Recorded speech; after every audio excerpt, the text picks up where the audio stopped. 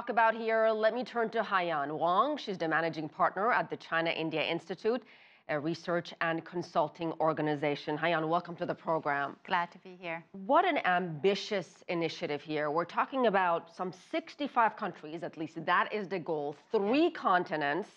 What is the goal here beyond economic cooperation? And I think it is indeed grand. It is a grand platform for economic cooperation. The 65 countries included in the Belt and Road Initiative would encompass about 63% of the world's population, about 30% of the global economic output. And I think that the Belt and Road Initiative should be viewed first and foremost as an economic initiative, not so much an initiative of China's foreign policy, not so much of an initiative to gain geopolitical influence and power, although tighter economic cooperation may lead to stability, regional stability, lead to friendships, leads to China's soft power. I think that at this time, when many nations, particularly the US, is retreating from globalism, from globalization, while there are doubts about the benefits of globalization, I think it is the right moment for China to step in to say very loud and clear that globalization helps global economic growth, and such an endeavor, such a grand endeavor, really helps countries, spanning several continents, particularly the developing countries. Well, let me ask you about that. Yeah. So many developing countries along the ancient Silk Road have so much to gain from this in terms of infrastructure projects, Yes. in terms of free trade. Yeah. What other benefits can these countries gain?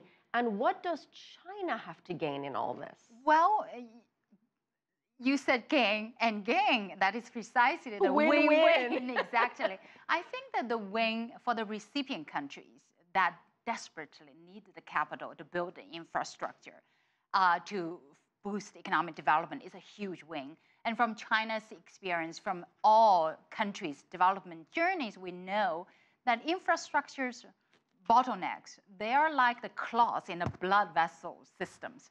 If you have those blocks, the blood cannot flow, the vitality of the economy cannot be exhibited. And I think that from roads to bridges to ports to power plants to communications, these infrastructure buildings really can pull all the isolated economic communities together into a broader market. And that is fundamental for the flow of trade, flow of goods, flow of investment. I have to ask you, yeah. It sounds too good to be true. What about the potential challenges here? And how do you get these countries all to agree when it comes to infrastructure, bridges, currency? Who makes those kinds of decisions? I don't think the decisions can be made in isolation. I don't think China can make the decisions. I think it varies country by country, project by project. And I think that fundamentally, the challenges are project by project. Some countries may face the stability issues, such as terrorist attack along the key corridors, China-Pakistan corridor. And some challenges may arise from political shifts when one regime changes over another, and political parties within a country may have very different political orientations. And the challenges can also come from lack of experiences on the part of the project initiators, participants. It may come from a lack of transparency, a failed understanding of the local standards, whether it's related to labor rights or to environmental standards.